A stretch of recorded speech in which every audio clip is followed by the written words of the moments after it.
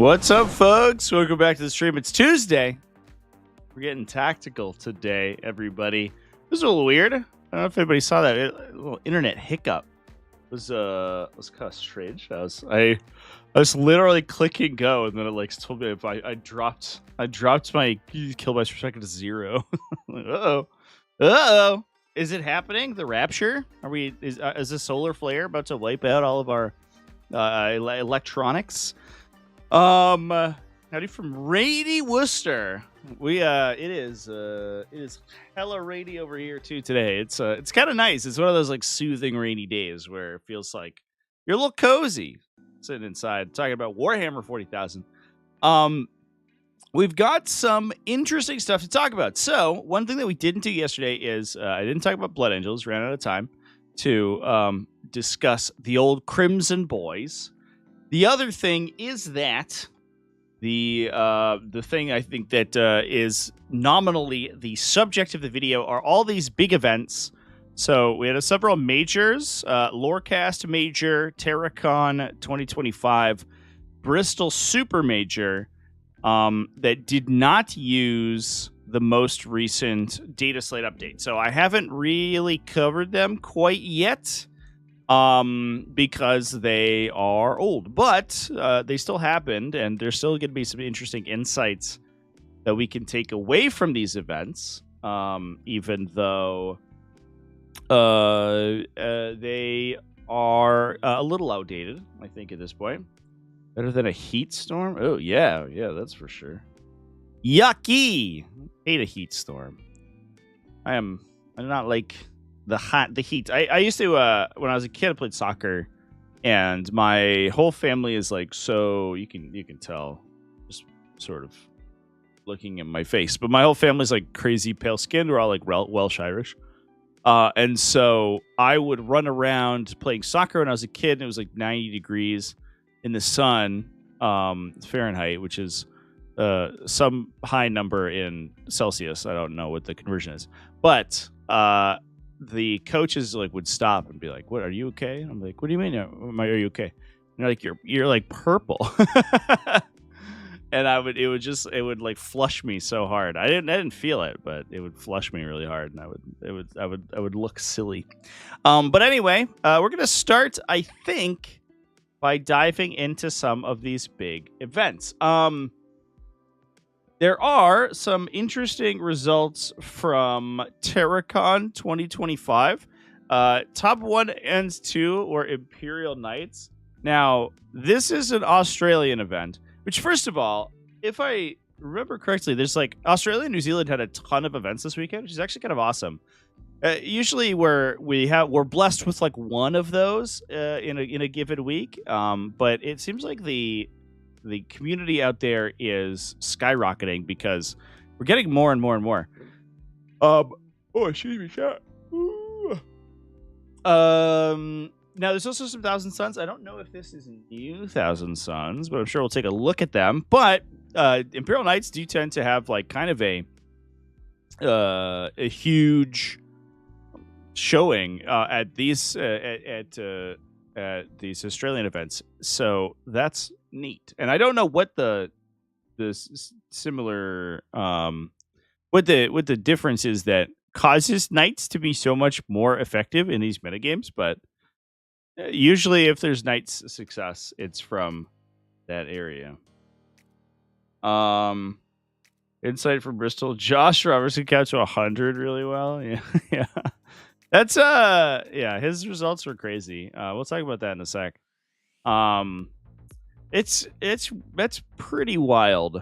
And I do wonder if there's like some talking out happening. If you are consistently 100 pointing every game, like I don't know, it feels so like it's kind of difficult. Anyway, Kyle Murray over here, running double assassin, quad Armiger Helvren, Sidtuple Armiger Warglaive. All right, well, pretty straightforward, I guess. So no Battle Sister stuff. We're just doing assassins. The Battle Sister technology with the immolator to strip cover, which like skyrocketed Knight's win rate for a hot minute. It fell off the face of the planet, and I don't know where it went, which is so funny because it felt like after what was the event where like Brian Jones was accused of like cheating or whatever. He was a yellow carded for somebody texting him that he got his stats wrong in like one of his games. It's like so stupid. The dumbest controversy ever. I didn't do a video on that because I don't know. It feels like punching down so hard. But I don't know. It was like so fucking dumb. It's just a bunch of people forgetting what they're doing, and then the judges like super like hardcore over enforcing their corner case rules. It was very weird. But that was the last time I feel like I see the emulator technology on the table in any bread. I think the one of them pops up every once in a while, but it's interesting. Luke Taylor also undefeated, and is this the same list? No. Oh, okay. Well, I guess egg on my face. There it is. We found it. There's the emulator. So emulator to strip cover so that we can buff the Helvrins. This is still 4 Helvrins, 5 Warglaives. So we cut 1 Warglaive, we cut an Assassin in order to get the Sisters of the emulator there. But that's funny. Oh, excuse me. Fuck. Ooh. I'm so not even tired.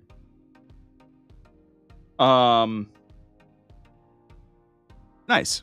All right. Well, that's Knight's talk out of the way. We wanted to see the Adeptus Mechanicus, Kyle Russell, went down in round 1, but looks like was able to recover. We also have some X1 Eldari as well. Kyle rocking. Oh, excuse me, chat. Kyle rocking Halo Screed with Call. That's cool. Cool call. Viscatari Marshal, Engineer Manipulus with Inloaded Lethality. What the fuck is that? Inloaded Lethality. That's the one that you never play. Because it's not the... It's +3 attacks and +1 damage on a Tech Priest Manipulus. So, we cut the double the cognitive reinforcement, double Doctrine Imperatives. We cut the extra 6 range, a Dyad Wafers, whatever, but we took +3 attacks. What does that put a Manipulus to? He gets 7 attacks. It would go up to Strength 6, AP 1, 3 damage. It's like that's like a really funny backloaded profile. It's a bunch of attacks at high damage, but the strength and AP is like super mid. But he doesn't even get Mecha Dendrites to get the effect from as well. He's just a little guy. But I guess that only costs you 15 points. Yeah, 15 points for that. All right. Guess if we had the points left over, that's really weird. Skitari Ranger, Skitari Vanguard times 2 for Battle Line synergies. Plus Call can turn himself into Battle Line 2, which is good. We have Double Scorpius Dune Rider, Catafront Breachers, Onager Doom Crawler, Sky Stalkers times 2, 2x5, a 10 of Sterilizers, double Sicarian Infiltrators, 10 Sicarian Rust Stalkers. This is definitely expected. When we talked about Halo Screen Battleclad and the weird Sidonian Dragoon list yesterday, I was like, where are our Rust Stalkers? And this is a little bit more what I was expecting, because you can give them advance and charge with the Halo Screen ability, and you can give them +2 movement. Then they also benefit from the +2 to advance and to charge rolls from their battle line trigger. So they get +6 inches of movement plus the advance and charge. If you overload them to give them the movement and the extra and the advance and charge. So they're moving basically like 14 plus 3d6. So it's like an average of 25 inches throw range, which is the entire universe. You basically can cross the whole board in one go which is crazy. So these guys are just like super lethal in this attachment. So yeah, nice to see them. And then you can also, I guess you could like similarly, you can buff the base movement on the sterilizers to push them forward too. And I guess you could give them assault with Conquer Imperative, so they can go 14 plus in advance if you just want to rush objectives and cook people. Although generally speaking, I think you're just more interested in deep striking them and stuff. Yeah, the Brushstalkers are phenomenal for sure.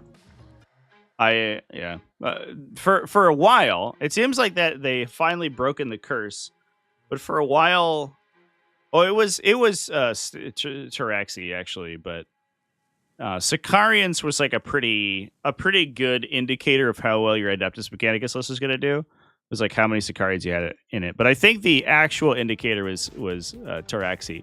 I think at some point last year we did the math, and there was a direct correlation between the number of Taraxi in your list and your win rate. we looked over a ton of AdMech lists, and it was almost perfect, like a perfect flat line. The more Taraxi sterilizers in your list, the more wins you got. Sicarian Infiltrators, I think, or Sicarian Brushstalkers, excuse me, I think are a little similar, but definitely not quite as crucial as Taraxi were. Although I don't think that's the case anymore, because they do have pretty reasonably priced like hitting units in other capacities too. All right. Let's talk about this Thousand Suns. I'm interested to see if this is index or not. It's not. It's a Grand Coven. Grand Coven. With no Magnus. Hot diggity damn. That's weird. My Discord has tried to start, but it hasn't worked in ages. No Magnus. It's a Demon Prince with wings with Eldritch Vortex. Oh, that's actually terrifying. The Tzeentch Demon Prince has its cannon's not psychic still, which is like always, it throws me for a loop. But it does have a 9-shot psychic power. Grab the profile on that bad Bama Jamma. Yeah, so it's ignore cover, sustained hits 1, 9 shots, strength 4, AP 1. So AP 1 ignore cover, Eldritch Vortex puts it to strength 5, 2 damage. So it's literally 3 heavy bolters strapped together with ignore cover, which is actually kind of sick. Plus it buffs your melee weapon, so he goes to strength 9, 4 damage in melee as well, which is pretty relevant. That's really cool. I had not considered that. I think everyone just staples that to an Infernal Master. But that's actually pretty neat on a Winged Demon Prince. Oh, and it's because of its deep strike thing, its psychic power can get sustained D3 as well.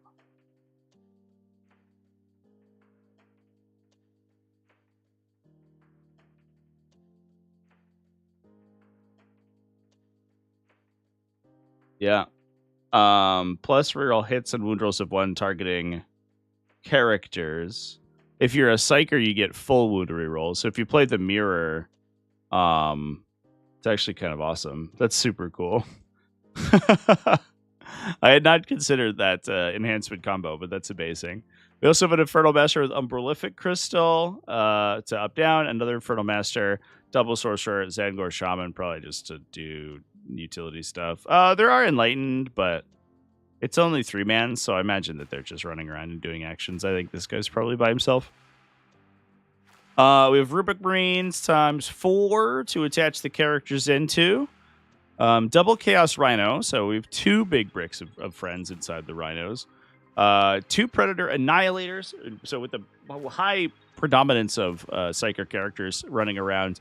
You know, like Magnus doesn't usually leave the thing he's shooting at alive or in a condition that you want to shoot Predator Annihilators at it. So he's not a very good activator for the Annihilators, but all the little sorcerers are. So that's definitely helpful to turn on their reroll ability. We then have double Mutilith Vortex Beast, double Enlightened with Fatecaster Great Bows, double Sandgores, so 4 utility units there. This list is cool. This is cool as fuck. I love this guy. This guy seems sweet. He seems actually like legitimately really scary. So if he turns on his sustained D3 and gets reroll ones, normally that would mean he's probably getting like 12-ish hits, right? Or 12-ish hits on sustained 1.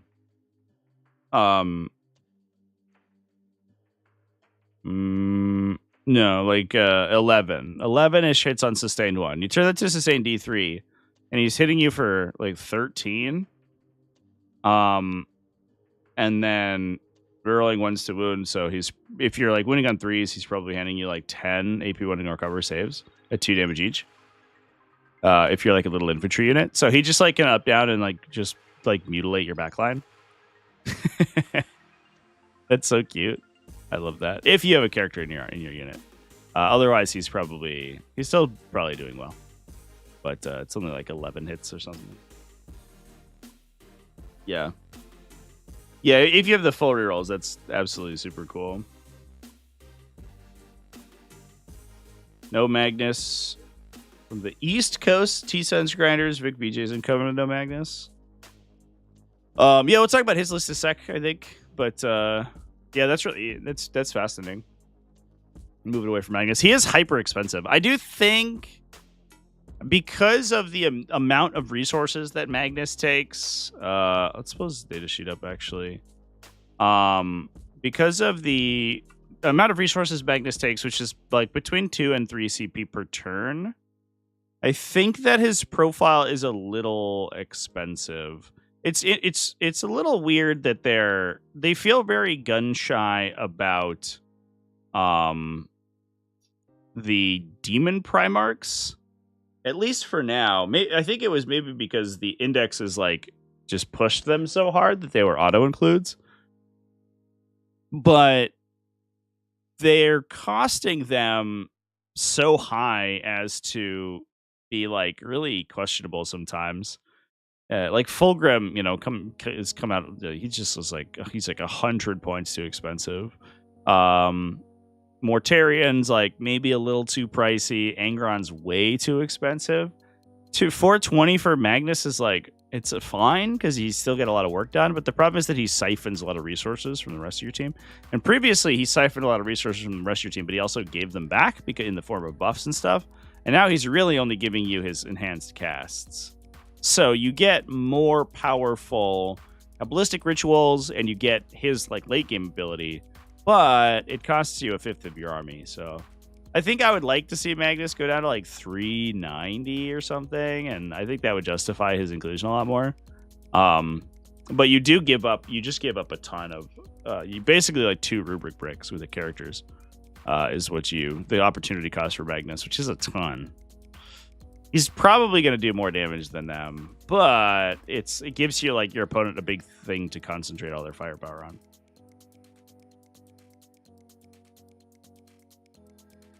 You're gonna play Thousand Suns this weekend. Should you take Magnus or no? Well, it depends on if you're playing Grand Covenant or not. If you're not playing Grand Covenant, I don't think I would take him unless you have like a very particular plan for him. If you are playing Grand Covenant, it's kind of a coin flip, it seems. But seems like people are leading to no. But if you like him, I don't think he's like terrible and he's gonna ruin your army. A little bit of Eldar action going on here. Oh, this is Yniad. Okay, that's going to be nerfed. We're going to skip that. Downside of the outdated events chat is occasionally you just get lists that aren't up to date. They're old and bad. We can move over to 40k Lorecast. So this is 100 player, 106 players in Michigan. Won by Death Guard. Wow, cool. Death Guard, 1st and 3rd. All right. Brian Dougherty running Berserker Warband with a Slaughterbound. Berserker Glaive Slaughterbound, what you like? It's a yes no question. Do you like magnets? The answer is yes. Then you take them. It's not. Yeah, that feels reasonable. The Berserker Glaive Slaughterbound actually seems kind of sick. I wonder if you attach him. There's 8-bound and stuff. The interesting thing is that like it doesn't feel to me like you necessarily need the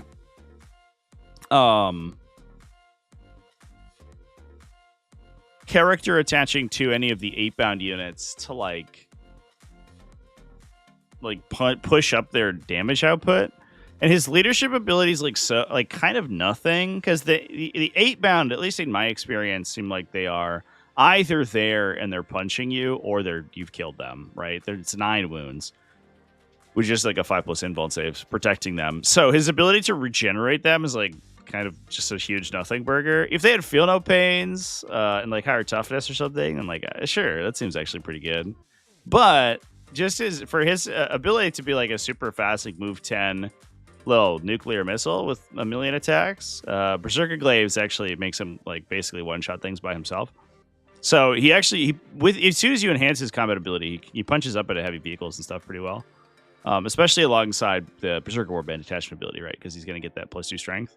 So he goes to strength 10, I want to say. And then Berserker Glaive improves attacks and damage. So he goes to 10 attacks at damage 3, devastating on his go turn. That's 11 because of the detachment ability. 11 attacks, damage 3, devastating. That seems pretty good. I don't know. It doesn't feel like he needs units around him. Double Corn Berserkers to attach it to Master of Execution plus Karn the Betrayer. Chaos Rhino to deliver one of them. Triple Chaos Spawn. Hot damn.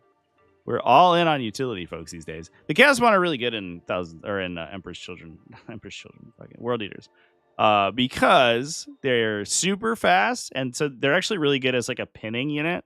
So they scout 8 inches in advance and charge. So if they're not properly screened, you can actually just like kind of deliver them into your opponent's deployment zone on turn 1. They're not going to kill that much because they're only weapon skill 4, but they can just gum up your like vehicles and things to prevent your opponent from being able to like escape.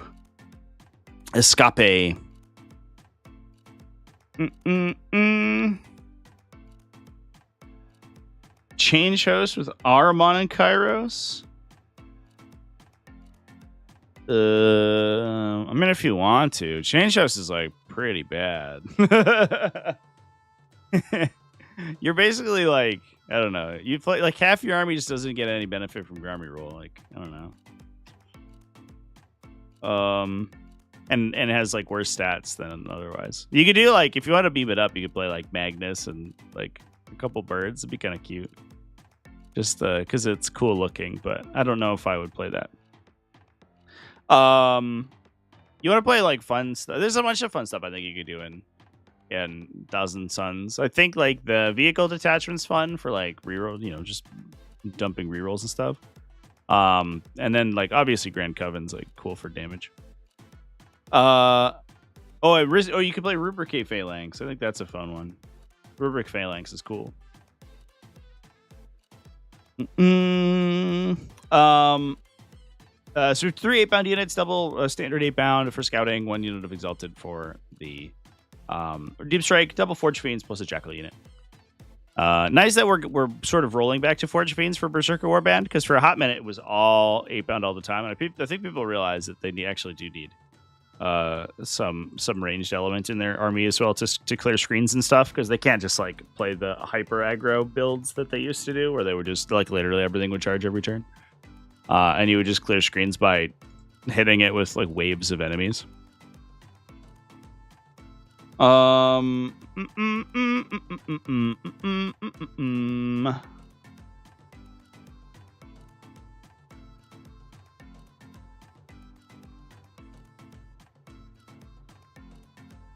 The Forge Fiend and Emperor's Children. Yeah.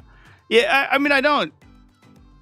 It is sad that Emperor's Children like basically didn't get guns, The Forge Fiend would have been directly in competition with Noise Marines because its profile is literally just a Blastmaster, right?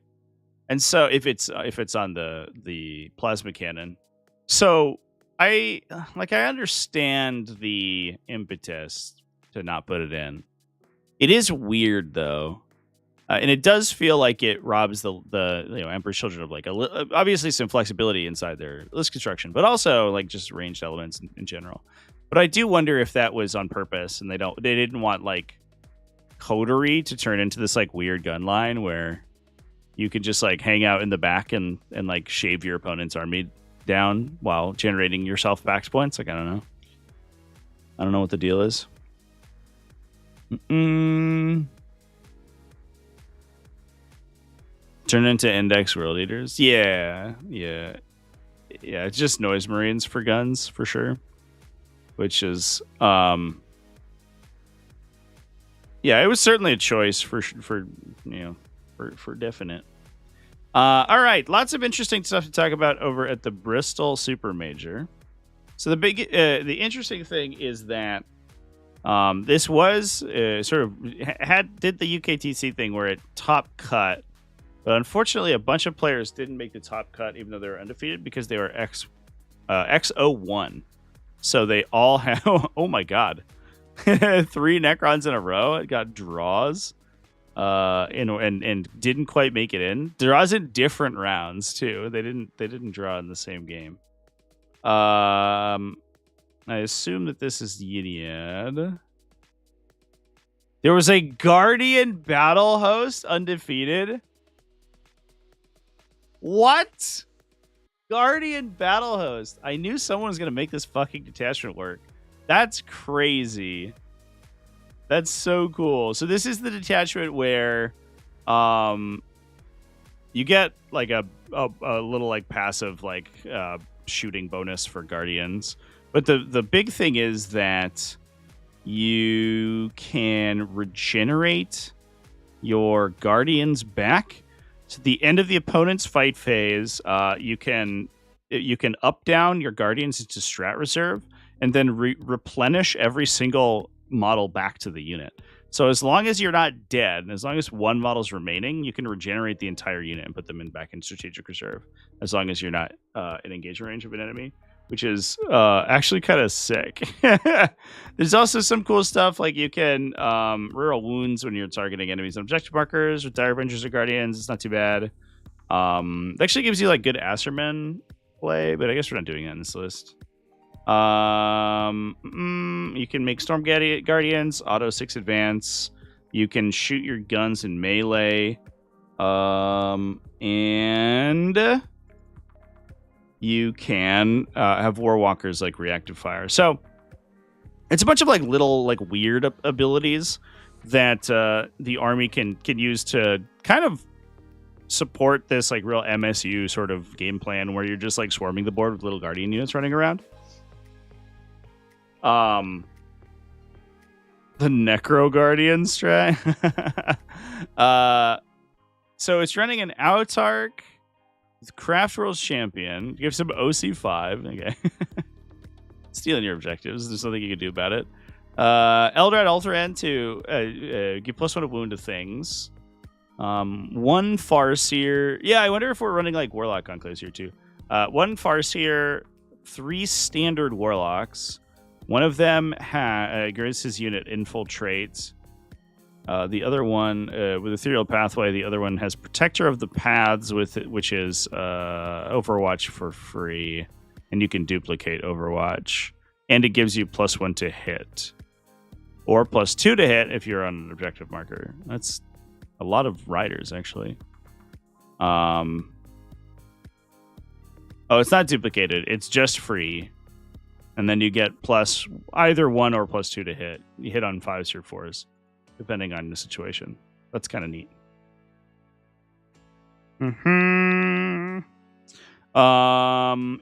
To be fair, chat, this was pre nerf Eldar. So although I think this list I'll probably it looks like it probably goes down actually because it was running a bunch of a bunch of Warwalkers. So it's Guardian Defenders, Storm Guardians times 3. Just 10 mans of those. We have double Fire Dragons. Oh, so it actually did go. Oh, no, yeah, it did go up because they went up a little bit. Double Fire Dragons for some anti-tank. A Ranger unit, double Shroud Runners. So we get early game sort of board presence. And the Shroud Runners grant ignore cover now. Yeah, they strip cover as well. Although we don't have like a ton of damage coming from the Guardians, so I think we're mostly just doing stuff. We can strip damage for the Vibro Cannon platforms. So these guys, each time they fire, I don't know if I have my Discord set up, but Discord is apparently in the background. Actually, let me just turn it off real quick here. So my Discord's been broken for like a month, where it doesn't load on my computer, but apparently it's playing me notifications. Let me just force close the background task. Yeah, there you go. I don't know if that was playing on the stream, but it was very annoying. Just Discord being super weird and busted. It's what? It's still playing? It's not live. Sorry, chat, one sec.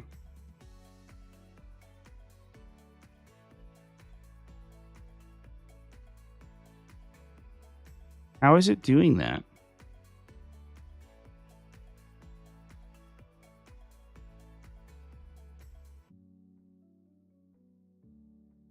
It's literally not running right now, and it's playing.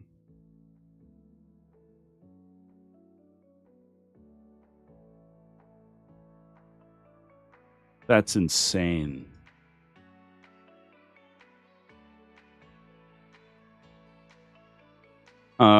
Yeah, hopefully you guys can't hear that. I don't think I have it set up so that you can. But it's like playing in my ear, and it's really annoying. I could just mute my headset, honestly. But then I won't get super chat stuff. I'll just have to pay attention. That's bizarre. It's it's not. It doesn't have any active processes. How is it playing noise? Ah!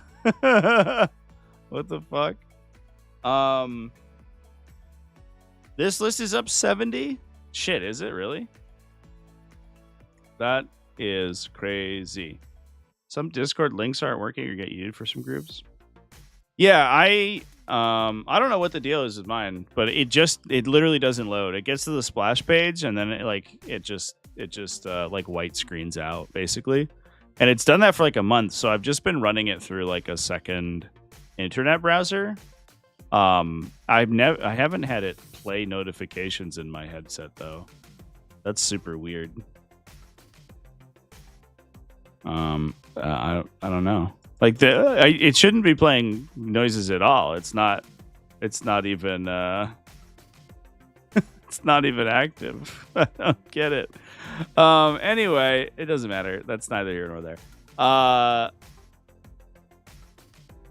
So 3 Vibro Cannon platforms. So these guys get the chain attacks where they get +1 strength AP damage for each other Vibro Cannon that attack the same target. They'll get +1 to hit if they target an enemy on an objective. So they'll hit on 2s.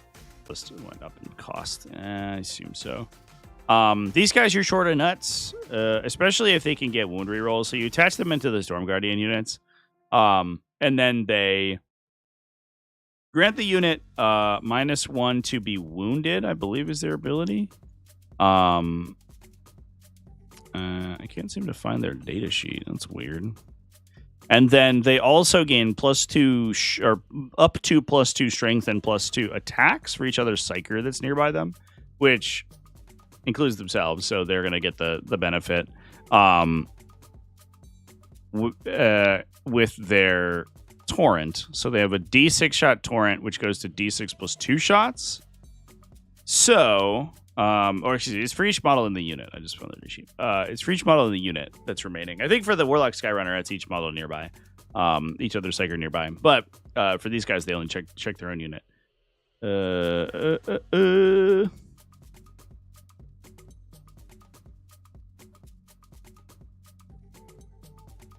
no. It is other psychers. It's worded really weirdly.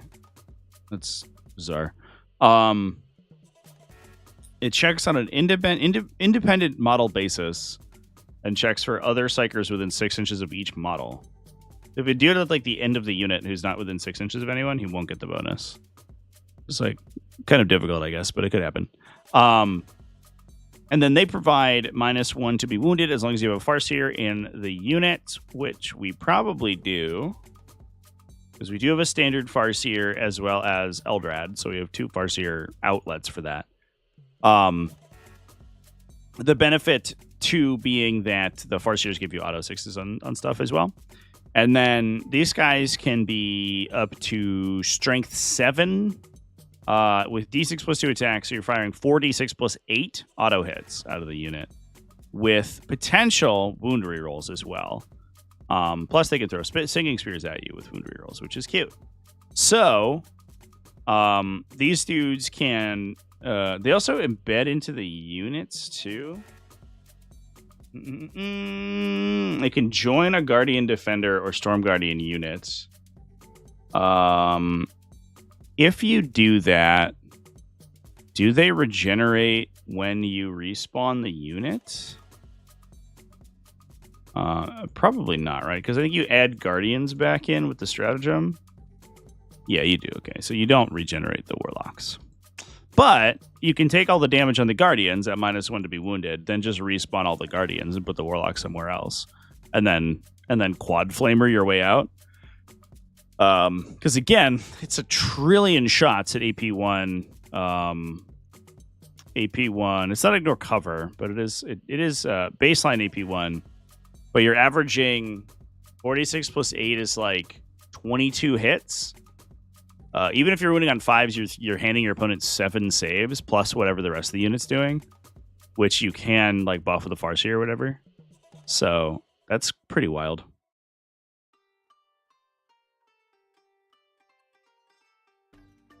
Not ever plays people replacing the 4-man conclave with 2-man conclaves and a character warlock. Yeah, he has the character warlocks as well too. Better ownership cover AP2 with the Warwalkers. Yeah, the tracks. Plus 1 trillion.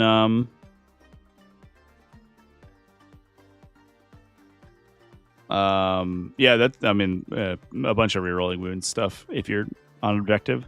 That actually is really terrifying. So like you can up down these guys, they can go to strategic reserve, they can get rerolls, and then the rest of the list can wombo combo out to like hypercharge the flamer shots, the torrent shots. And then on the crackback, they're not even that easy to kill, right? Because you're punching, if they're in a Storm Guardian squad, first of all, the Storm Guardians get a bunch of special weapons. They get 2 flamers and 2 fusion guns. If you have the Farseer of the unit, you can auto 6 the fusion gun shots to ensure that they wound, which is kind of sweet. And then they are all protected by a 5+ invulnerable save, thanks to the Serpent Scale, and they are -1 to be wounded. So you have to come back in with like a crap load of shooting. You have to get through basically like 11 wounds, the 5+ invul and a -1 to wound, to even get to a single Warlock. And if you don't, they just up down and all the Guardians come back and they pop up somewhere else. That's really cool. This list is awesome. I've never seen this before, but this is like super sick. And I guess they're just like wandering up the table too. Like there's no way to deliver them. The units are too big. But yeah, just wandering up the table as well. This is super duper cool unit. Cool list. I love this. Yeah, we were wondering if there was a way to make Guardian Battlehost good. We found it, turns out. Yeah, he has all the enhancements. He has the Infiltrate one, the High OC one, and the free Overwatch one. All right. Let's talk about... We can talk about Necrons. There's a million Necron lists that did well. If we're into that kind of thing, we have an Awakened Dynasty list from Danny Evison, running Ceres, Imhotep, Oracan, double Psychomancer. That's cool. Bunch of Battle Shock outlets. Pretty neat. It's good for objective control stuff, especially with like weird what's the word? Weird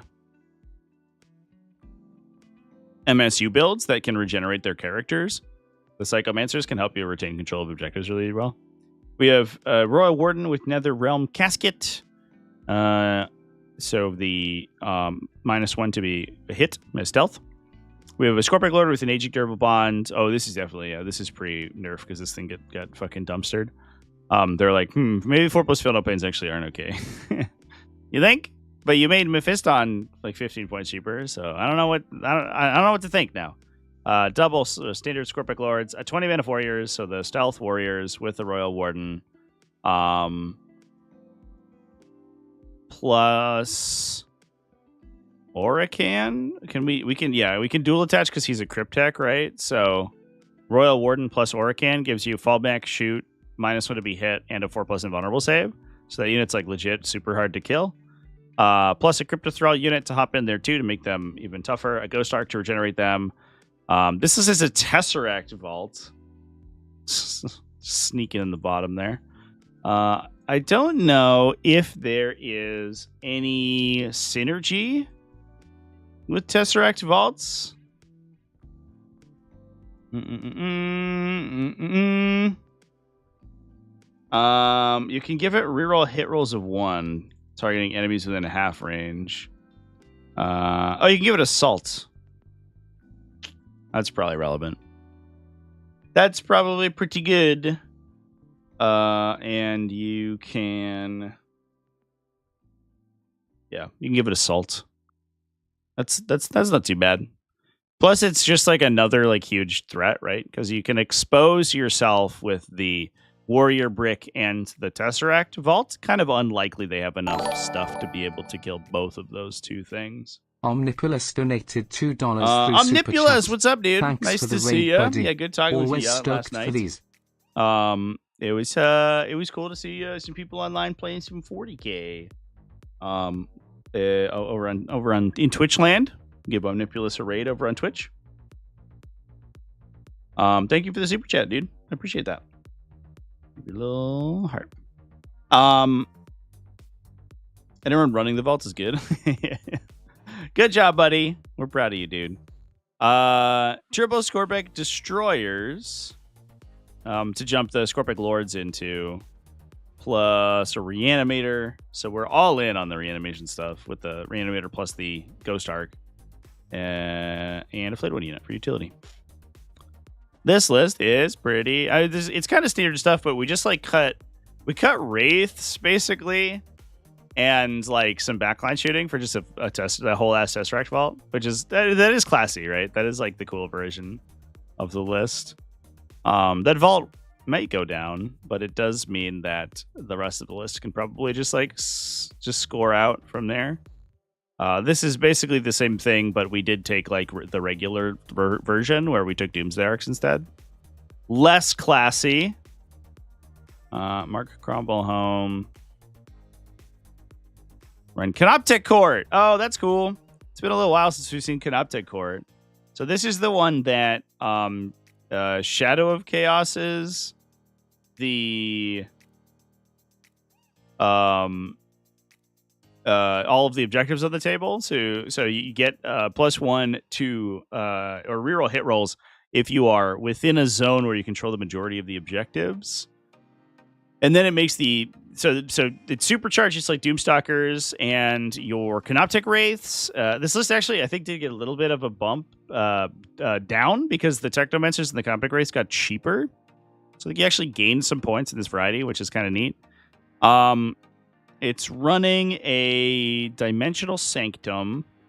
So Infiltrator on one of the Technomancer units for his Wraith squad.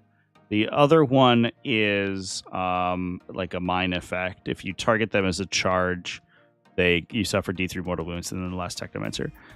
We have triple Canoptic Doomstalkers, a single Canoptic Reanimator, triple Canoptic Scarab Swarms. The benefit there is that you can forward deploy like the Technomancer.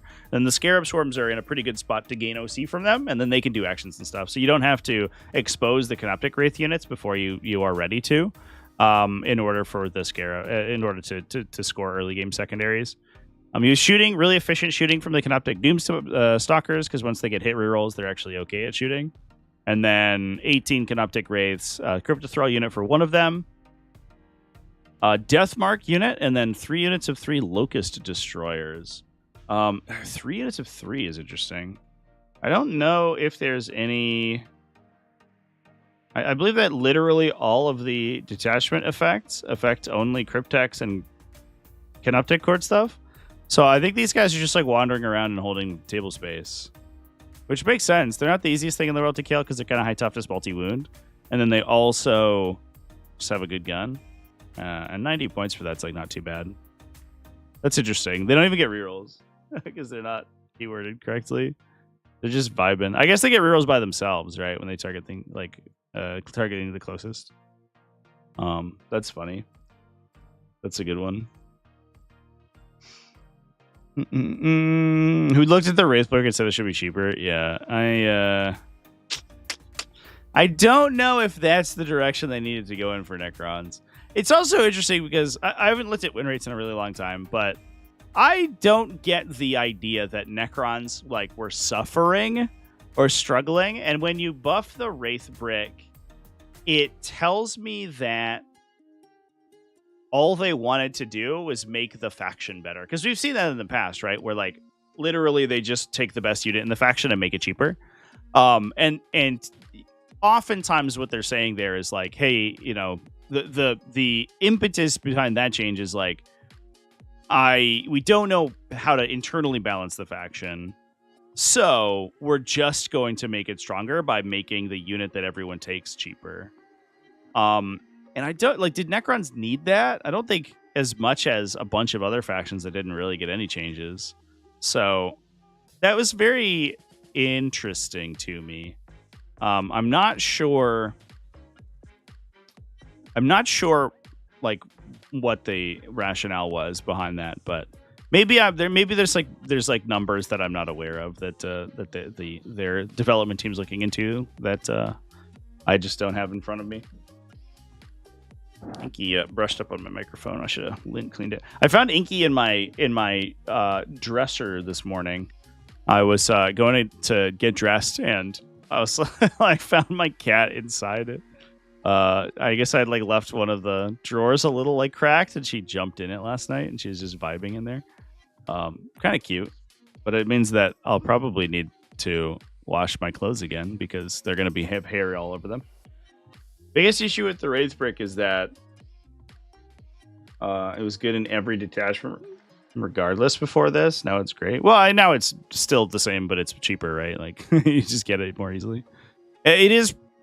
I don't know if it's like necessary. It's like, it's weird that I think it's like the kind of the possessed problem, where like Chaos Space Marine Possessed are like this real midline profile where like they're fast, they're kind of tough, they're hit a little hard, and then as soon as you tweak any one of those, they get really competitive, right? And like for a while, right, in the original index, they were just like in every list because you could just like force them into those positions with stratagems from Pact-Bound Zealots or Slaves to Darkness as it was then.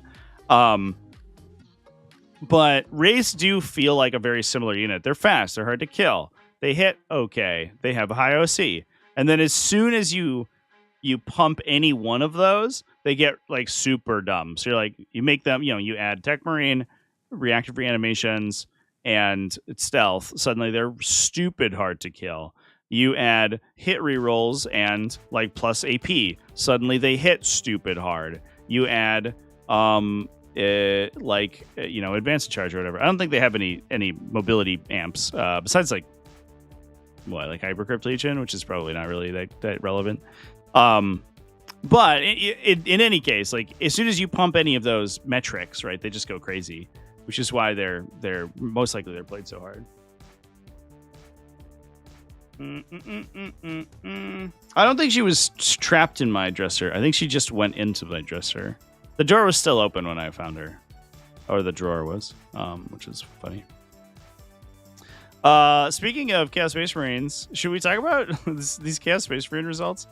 This is the weird thing about UKTC here is that in order to succeed, you have to get hundreds. And like, I don't know. This doesn't like these don't look like natural scores. If I'm being honest, maybe it's Creations of Bile and you just force your opponent down, like you force yourself down your opponent's turn. Oh, it's Chaos Cult. Okay. Well, no, that tracks. Actually, Chaos Cult's very good at scoring. You can't answer the Horde; they'll just outscore you. Yeah, never mind. I take it back. That does look like a regular score, actually.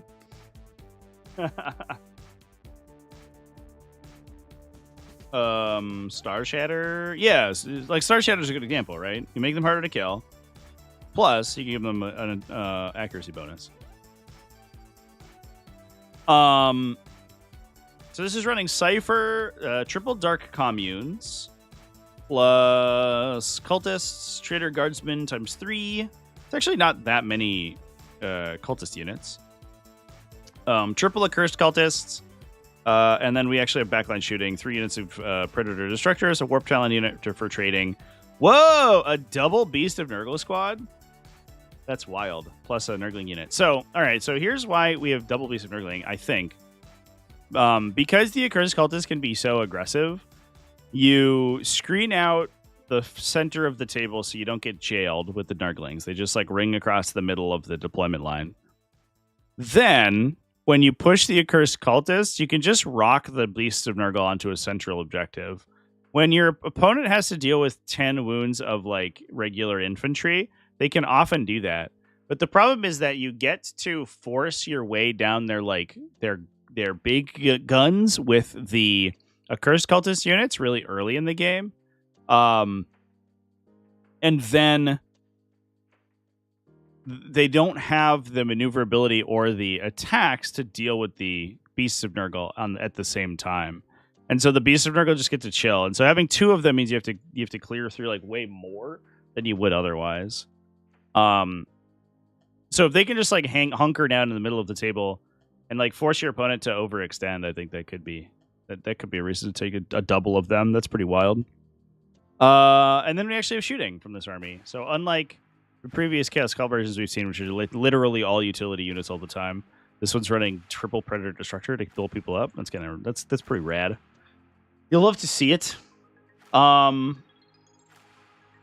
All right. We also see a Renegade Raiders. Now, I don't think any of these lists changed in the update, so these are probably still like very viable. It's a Chaos Lord with Mark of the Hound, so we get the Scout, another Chaos Lord with Dread Reaver, so rerolls near the opponent's deployment zone. Cypher, Fabius Bile. I'm running 1, 2, 3 units of Legionnaires, 3 Chaos Rhinos, 3 Predator Destructors. Yeah, it's double Chosen. I think usually you would want probably the Dread Reaver in a Chosen unit because he's faster, and then Fabius Bile in a Chosen unit to like apply his buffs to a larger quantity of models. I don't know 100% if that's the case. That's what we were playing there, but that would make sense to me. There's a 6-man of Nurglings to prevent people from blocking the Scout move. And then it's just 15 Legionnaires. So I guess we could scout with a big unit of guys. But you don't necessarily need the Dread Reaver guy inside a Legionnaire squad because they give wound rerolls, and he already gets wound rerolls anyway. So that would be, I assume, where those characters are going. It's funny to have 3 like really good attachment characters and then only 2 units have chosen. But no Noise Marines. The only shooting are Predator Destructors. So we're really focused on these aggressive melee units. But we do have the Legionnaires that do get like that +1 AP when you're on an objective, plus the wound rolls when you're on an objective. So they go from being able to disrupt objectives really well to just clearing you off objectives wholesale. Plus, they can turn the rhinos into like really discount, like predators from Wish by putting 2 las cannons out the top hatch. So that's neat. If you don't need them to be pushing forward and doing that. Cool. That's pretty cool. Damn Legion did proper rewatch of the Thousand Suns game. Oh yeah, the Thousand Suns game I played on Twitch. Yeah, I have a Grand Coven game up on the Twitch VOD that popped up last week. Thanks to NC Conroy for he's killing it over on that channel, by the way. I was looking at some of the analytics and people are like really happy with the editing and stuff that he's been doing. So super impressed with what he's going on.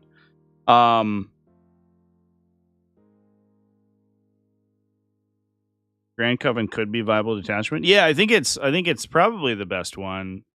At least currently, that seems like to be the that seems to be like what people are congregating towards. Do we have any other interesting stuff before we talk about these top lists? Berserker Warband. Getting tired of Berserker Warbands. Play Khorne Demonkin so I can talk about how cool Scarbrand is.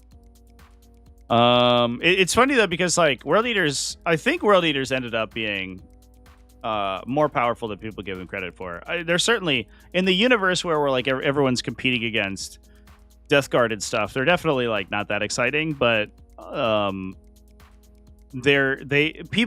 messaging was that like they would never win a game, and that's so clearly not the case. They're looking fine. And especially some of like the results I was looking at for the Monday video yesterday, in smaller events, World Eaters were just like actually dominating. They were like super duper high incidence of them converting to undefeated. All right, this Blood Angels list I think is going to be outdated now. So should we talk about Josh Roberts and his Space Marines? I guess we can take a peek at these Necrons as well while we're looking at it. It is a Star Shatter arsenal. Man, this event was the event of Necrons, right? Like, Jesus Christ, there were so many Necron people doing well. And this faction got buffed, chat. Can you imagine?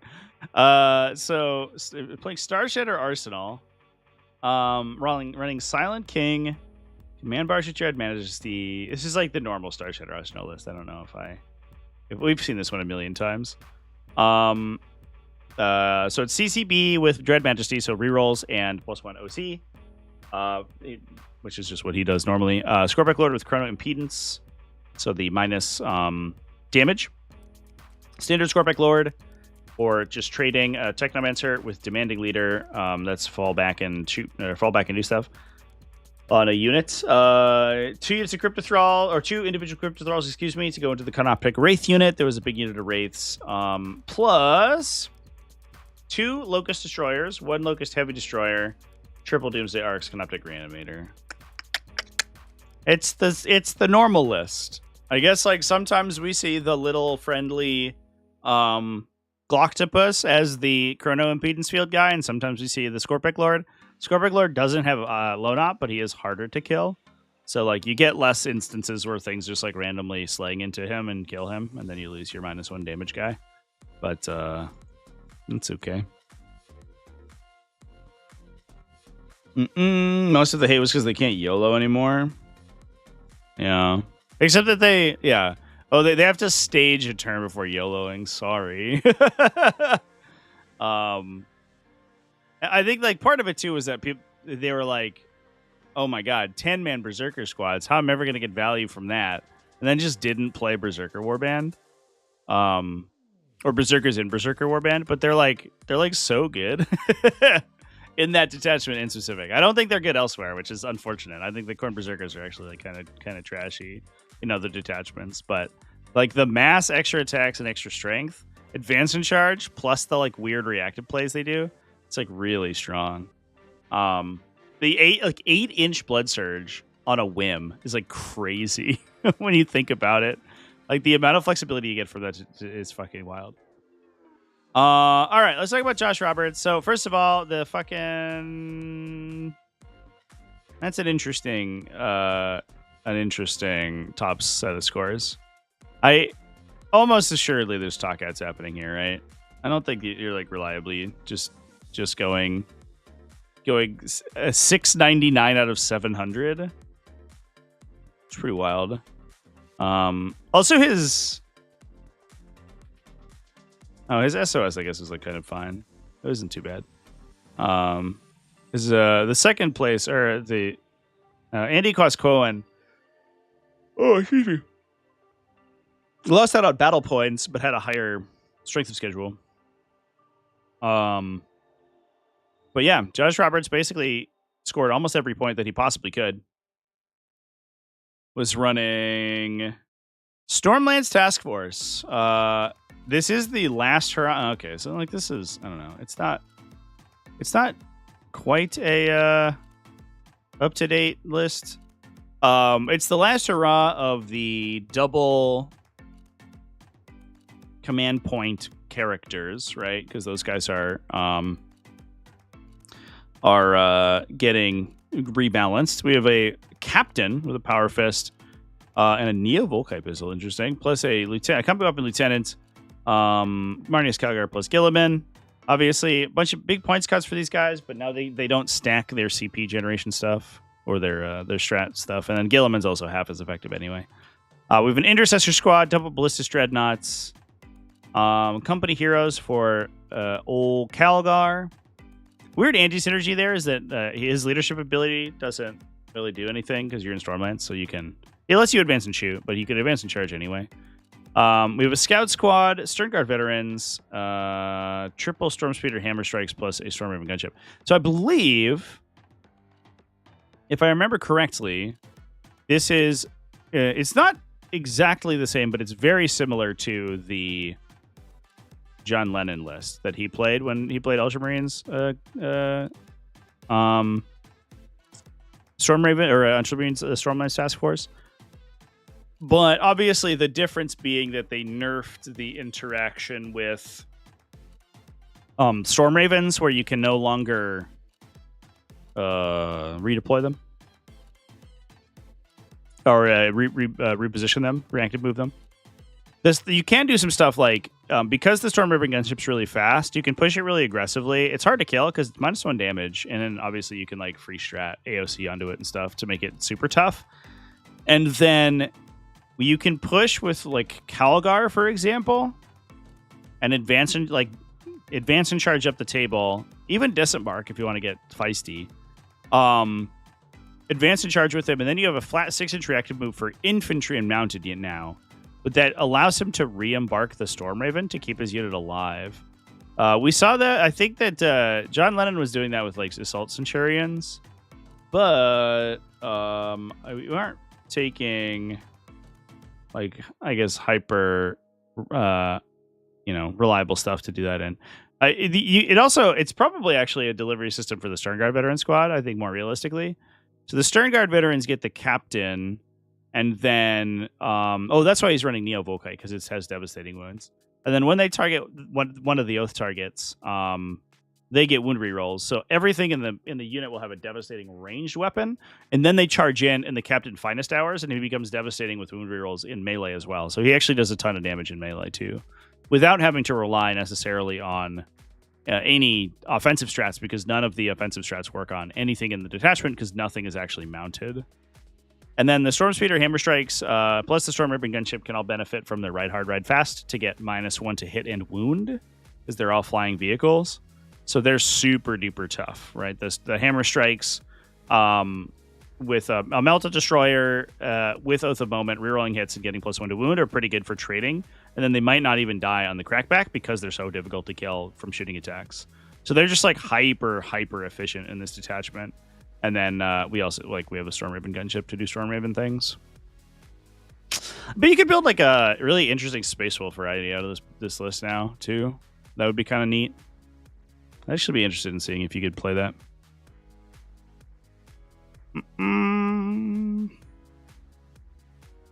Yeah, I don't know if I'm really gonna like comment on the Stormraven gunship thing. First of all, how come Stormraven gunships keep having like drama about them? Because it's the stupidest unit ever. Maybe we need to reevaluate how that unit operates if it keeps having drama.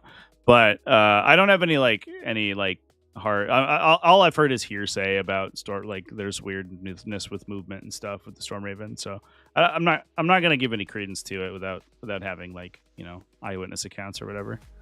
So, and honestly, there's a bunch of weird UK laws that make it really tough to come forward with that stuff too. So I don't know. Should be done on strength and schedule. Yeah, maybe.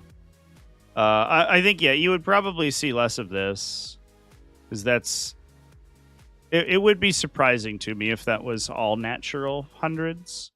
But I mean, that's neither here nor there.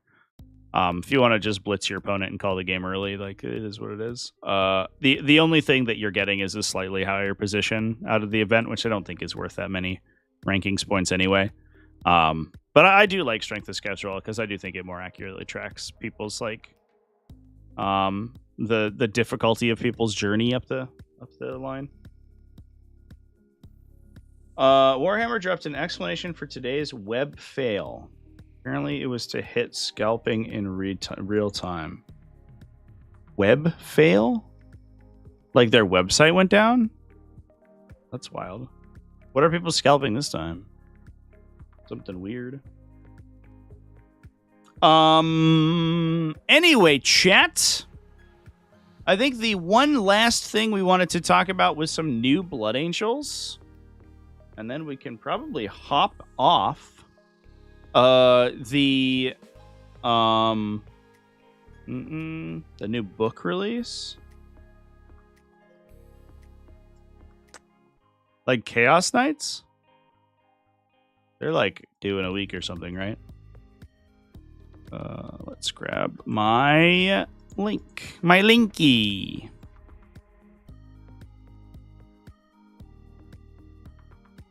All right. G-Dub makes their money. I don't know. All right. So I did have some Blood Angels lists I wanted to talk about from new events that used the new points and everything. So we can stop talking around the list being out of date. Oh, it's like a Black Library thing? Okay, that's fair, I guess. Yeah. So if we take a peek at some of these results, Gamers Haven from Colton, California, won by Jeff Jew, running Blood Angels.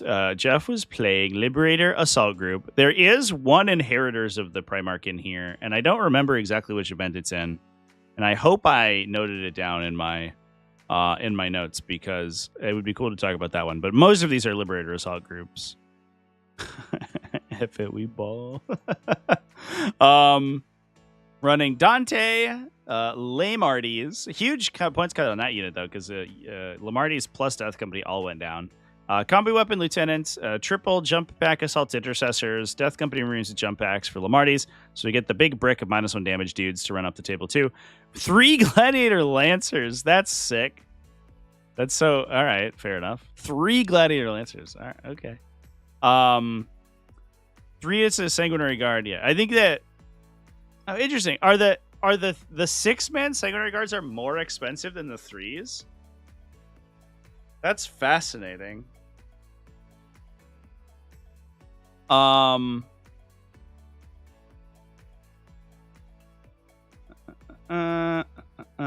that's we lost 200 points. Yeah, because they all the points costs got rebalanced. Yeah, I like that angle though. Make the profiles look easier to interact with, a little bit squishier, but also just easier for people to damage. But then give them more of them. The big knights were just literally unplayable, right? So it was it's good to make them actually worthwhile. So 2x3 Sanguinary Guard plus a 6er. I did not realize that the 6 was so much more expensive than the 3s. He's 20 points more than just buying them normally. That's fascinating. Plus a standard scout squad, plus a Calidus assassin.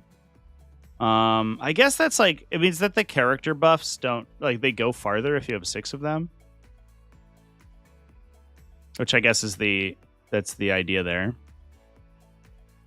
But who are we attaching? I guess like literally just Dante, and then we're running 2 solo units running around without even the buffs. That's, I don't know. I feel like that's a pretty good indication that maybe we made the unit too cheap. If we're like, hey, I'm just like not even going to use their ability. Like, I'm just going to use them for their stats. Their stat block is too good, so I'm just going to play them. Like, did we need that? I don't know. I'm not sure. I think we might be too cheap here, chat. Let me see if I can find this Inheritors of the Primarch list.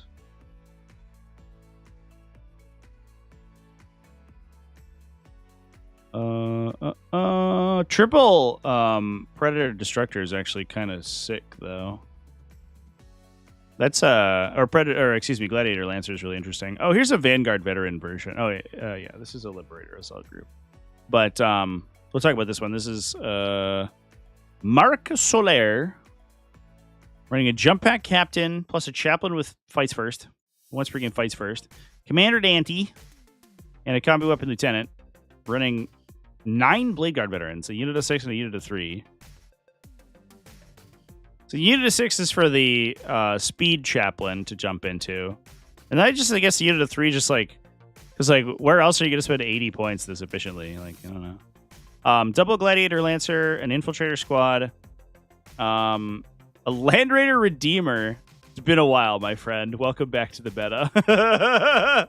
To carry around the Blade Guard veterans. That's cute. I guess you could fit all the Blade Guard veterans in that guy too. That's fun. 9 Sanguinary Guard, a 6 and a 3. Since you can pattern here. Plus Scout Squad, and then this one is triple Vanguard Veteran Squad. So this is a man who just replaced all of his Jump Pack Assault Intercessors with Vanguard Veterans. Which, if you're using them primarily in the capacity where they're going to score points, where they're going to wander around and do actions and stuff, Vanguard Veterans are almost certainly better, right? Because they're going to require your opponent to invest more into removing them because of the Storm Shield. If you need them to actually clip enemies off of objectives, I think that the Assault Intercessors are marginally better, and they're a little bit cheaper, but they're not that much cheaper, and like you're probably doing fine anyway. So I kind of like this pivot for sure. I imagine, especially on the go turn when the Sanguinary Guard, basically like this is essentially like the 4+ Invulnerable Saves queue, right? Where you're just ramming. Like, this is 27 wounds with the 4+ invuln. This is 27 wounds with the 4+ invuln. This is another 30 wounds with the 4+ invuln. Down your opponent's throat all at once. And it's unlikely that they deal with all of it, right? And they probably bounce off something, and then you just get to counter hit. Which makes sense. And we were actually talking about that on stream a little bit, whether or not that was worthwhile. And I think it seems like it's working pretty well. Give Vanguard veterans Thunder Hammers back. I don't know if we want Thunder Hammers running around everywhere again. That was a little annoying. That was annoying, especially because it was like clearly like the best weapon option most of the time. All right, I'm gonna give myself a moment here. Oh, I found the Inheritors.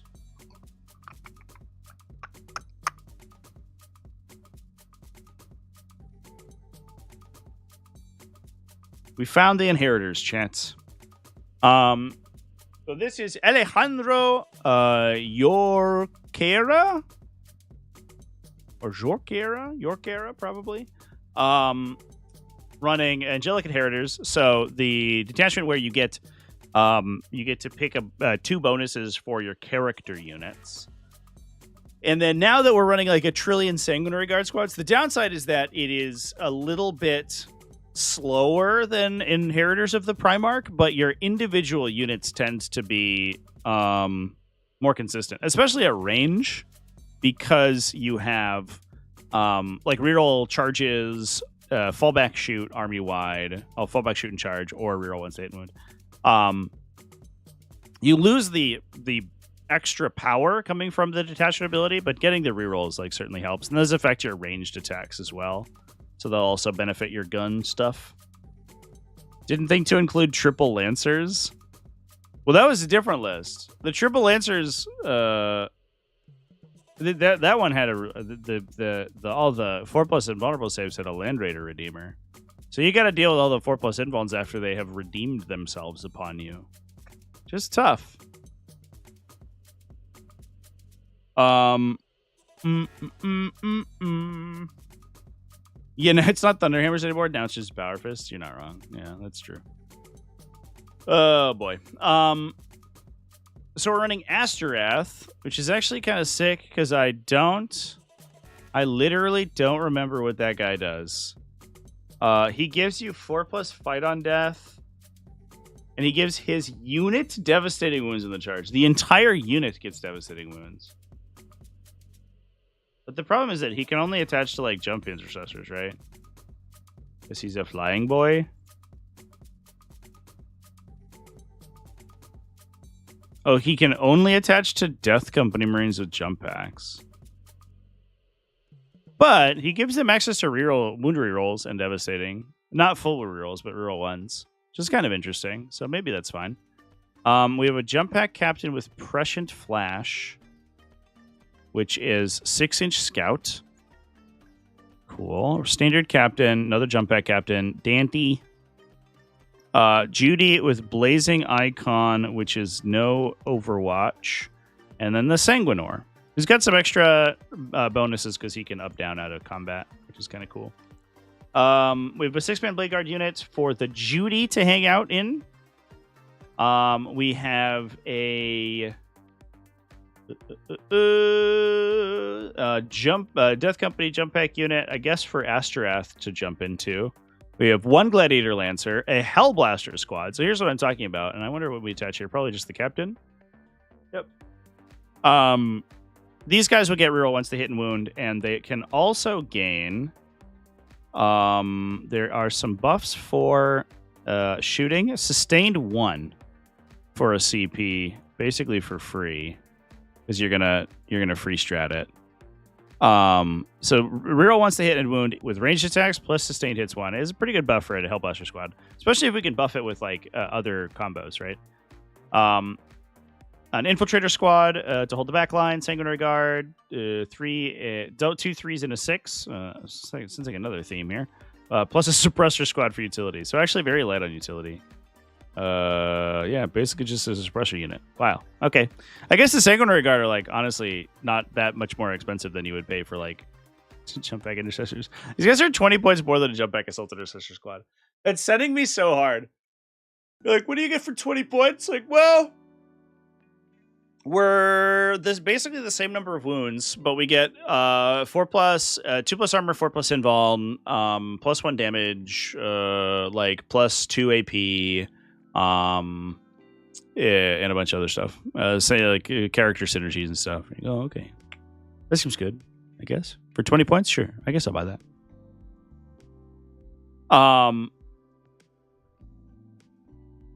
But I think we're probably just strat reserving the Hellblasters and then like either doing ingress plays or just like popping them off the table edge and then just like shooting with a bunch of rerolls and stuff. That's really cute. And then the rest of the list is basically like these little tiny units.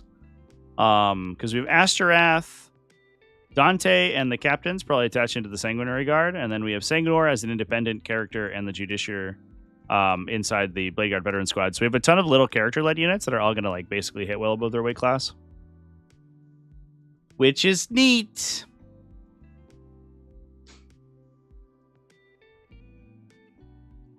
Cool.